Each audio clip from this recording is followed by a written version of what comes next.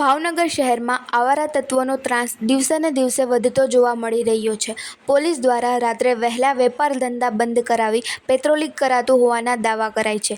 જ્યારે શહેરમાં રાત્રિના ક્રાઇમની ઘટનામાં વધારો થઈ રહ્યો હોય તેવું જોવા મળી રહ્યું છે. શહેરના ચિત્રા અને બોર તળાવ પોલીસ મથક નજીક ટુ વ્હીલર વાહનો સળગાવવાની ઘટના સામે આવી છે. વહેલી સવારે કેટલાક ઇસમો દ્વારા ચિત્રા મસ્તરામ બાપાની મંદિર પાસે માથાકૂટ કરી અને બાઇક સળગાવ્યું, જ્યારે બોર તળાવ પોલીસ મથક નજીક શાસ્ત્રીનગર પાસે એક સ્કૂટર સળગાવી દેવાયું. ઘટનાને પગલે વાહન માલિક દ્વારા બોર તળાવ પોલીસ મથક ખાતે રજૂઆત કરાઈ. જો કે પોલીસ મથક નજીક બનેલી ઘટનાને લઈ પોલીસ તંત્રની કામગીરી પર અનેક સવાલો ઉઠી રહ્યા છે. પોલીસનો કોઈ ખોફ ન હોય તેમ પોલીસ મથક પાસે વાહન સળગાવતા લોકોમાં ભયનો માહોલ જોવા મળ્યો.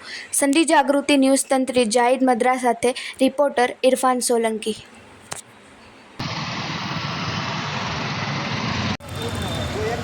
अलग अलग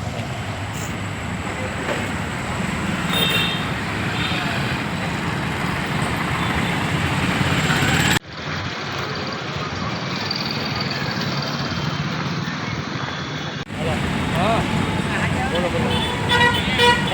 बोलो